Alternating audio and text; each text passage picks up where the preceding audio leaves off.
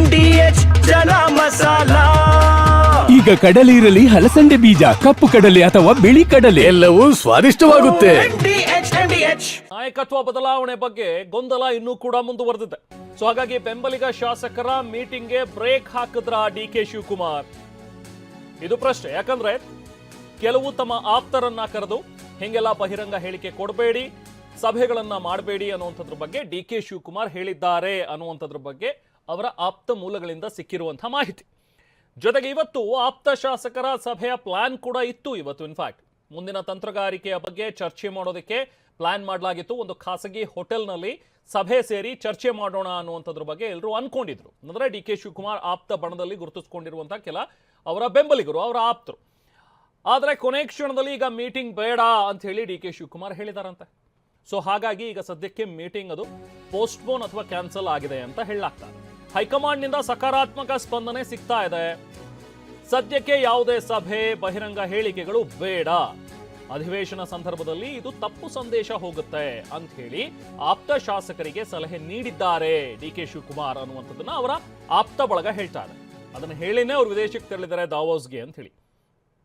ಇವತ್ತು ನಡೆಯುತ್ತೆ ಅಂತ ಹೇಳಲಾಗ್ತಾ ಇದ್ದಂತ ಡಿ ಕೆ ಬೆಂಬಲಿಗರ ಸಭೆ ಹಾಗಾಗಿನೇ ಕ್ಯಾನ್ಸಲ್ ಆಗಿರೋದು. ಅಧಿವೇಶನದಲ್ಲಿ ಇದನ್ನೇ ಅಸ್ತ್ರ ಮಾಡಿಕೊಳ್ಳುವಂತಹ ಸಾಧ್ಯತೆ ಇದೆ.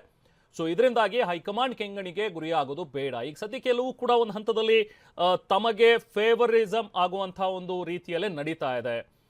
ತಮ್ಮ ಫೇವರ್ನಲ್ಲೇ ಎಲ್ಲವೂ ಕೂಡ ಕೆಲಸಗಳಾಗ್ತಾ ಇವೆ ಅನ್ನುವಂಥದ್ರ ಬಗ್ಗೆ ಡಿ ಕೆ ಶಿವಕುಮಾರ್ ಅವರ ಮನಸ್ಸಿನಲ್ಲಿರುವಂತಹ ಒಂದು ಕಾನ್ಫಿಡೆನ್ಸ್. ಸೊ ಹಾಗಾಗಿನೇ ಈ ವಿಚಾರದಲ್ಲಿ ಎಚ್ಚರಿಕೆ ಹೆಜ್ಜೆಯನ್ನ ಡಿ ಕೆ ಶಿವಕುಮಾರ್ ಅವರು ಇಡ್ತಾ ಇದ್ದಾರೆ ಅನ್ನುವಂಥದ್ದು ಸ್ಪಷ್ಟ. ಈಗ ಇಷ್ಟೆಲ್ಲ ಆಗ್ತಾ ಇರುವಂತಹ ಬೆನ್ನಲ್ಲೇ ಸಿದ್ದರಾಮಯ್ಯ ಅವರು 5 ವರ್ಷ ಸಿಎಂ ಆಗಿ ಇರ್ತಾರೆ ಅನ್ನುವಂಥ ಒಂದು ಮಾತುಗಳನ್ನ ಮೈಸೂರಿನಲ್ಲಿ MLC ರಾಜೇಂದ್ರ ರಾಜಣ್ಣ ಅವರು ಹೇಳಿದ್ದಾರೆ. ಸಿಎಂ ಈಗಾಗಲೇ ಬಜೆಟ್ ತಯಾರಿ ಶುರು ಮಾಡಿದ್ದಾರೆ. ಸಿಎಂ ಕೂಡ ಹೇಳಿದ್ದಾರೆ ಹೈಕಮಾಂಡ್ ಮಾತಿಗೆ ಬದ್ಧ ಅಂತೇಳಿ 5 ವರ್ಷ ಅವರೇ ಸಿಎಂ ಆಗಿರ್ತಾರೆ ಅಂತ ರಾಜೇಂದ್ರ ರಾಜಣ್ಣ ಹೇಳಿದ್ದಾರೆ. ಚೆನ್ನಾಗೇ ಇದ್ದಾರಪ್ಪ ಅವರು, ಚೆನ್ನಾಗೇ ಇದ್ದಾರೆ. ಹಳೆ ಸ್ನೇಹಿತರು ಅವರು. ರಾಜಕೀಯವಾಗಿ ಇಬ್ಬರದ್ದು ಅಭಿಪ್ರಾಯಗಳು ಬೇರೆ ಇರ್ಬೋದು, ಅವರ ನಿಲುವು ಬೇರೆ ಇರ್ಬೋದು, ಇವ್ರ ನಿಲುವು ಬೇರೆ ಇರ್ಬೋದು. ಸಿಎಂ 5 ವರ್ಷ ಕಂಟಿನ್ಯೂ ಆಗ್ಬೋದು, ಸಂಪೂರ್ಣ ಮಾಡ್ಬೋದು ಅನ್ನೋ 5 ವರ್ಷ ಇರ್ತಾರೆ ಅಂತ ಅಂದ್ಕೊಂಡಿದ್ದೀನಿ. ಬದಲಾವಣೆ ಏನು ಸದ್ಯಕ್ಕಂತೂ ನಮಗಿರೋಂಥ ಮಾಹಿತಿಯಲ್ಲಿ ಏನಿಲ್ಲ. ಬಟ್ ಅವರು ಹೇಳಿದಾರೆ ಹೈಕಮಾಂಡ್ ತೀರ್ಮಾನ ಅಂತನ ಇಬ್ಬರು ಹೇಳಿದ್ದಾರೆ. ಮುಖ್ಯಮಂತ್ರಿಗಳು ಹೇಳಿದ್ದಾರೆ, ಉಪಮುಖ್ಯಮಂತ್ರಿಗಳು ಹೇಳಿದ್ದಾರೆ. ಆದರೆ ನಮಗೆಲ್ಲ ಒಂದು ಕಡೆ 5 ವರ್ಷ ಇವರೇ ಇರಬೇಕು ಅನ್ನೋವಂಥ ನನ್ನ ವೈಯಕ್ತಿಕ ಅಭಿಪ್ರಾಯ. ಸಿಎಂ 5 ವರ್ಷ. ಇನ್ನು ತಮ್ಮ ಮಾತನ್ನು ಮುಂದುವರೆಸಿದಂತಹ ರಾಜೇಂದ್ರ ಅವರು ಸಿಎಂ ಬದಲಾವಣೆ ಹೈಕಮಾಂಡ್ಗೆ ಬಿಟ್ಟಿರೋದು ಅನ್ನುವಂಥ ಒಂದು ಮಾತುಗಳನ್ನ ಕೂಡ ಹೇಳಿದ್ರು. DK ಸಿಎಂ ಆಗಬಾರದು ಅಂತ ಯಾರೂ ಹೇಳಿಲ್ಲ, ಹೈಕಮಾಂಡ್ ನಿರ್ಧಾರಕ್ಕೆ ಬದ್ಧ ಅಂತ ಸಿಎಂ ಕೂಡ ಹೇಳಿದ್ದಾರೆ. ಸಿಎಂ ಸಿದ್ದರಾಮಯ್ಯ ಬಜೆಟ್ ಸಭೆಯನ್ನ ಕರೀತಾ ಇದ್ದಾರೆ, ಮಾಡ್ತಾ ಇದ್ದಾರೆ ಅನ್ನುವಂಥದ್ದನ್ನ ರಾಜೇಂದ್ರ ಅವರು ಹೇಳಿದ್ರು. ಚೆನ್ನಾಗೇ ಇದ್ದಾರಪ್ಪ ಅವರು, ಚೆನ್ನಾಗೇ ಇದ್ದಾರೆ. ಹಳೆ ಸ್ನೇಹಿತರು ಅವರು. ರಾಜಕೀಯವಾಗಿ ಇಬ್ಬರದ್ದು ಅಭಿಪ್ರಾಯಗಳು ಬೇರೆ ಇರ್ಬೋದು, ಅವರ ನಿಲುವು ಬೇರೆ ಇರ್ಬೋದು, ಇವ್ರ ನಿಲುವು ಬೇರೆ ಇರ್ಬೋದು.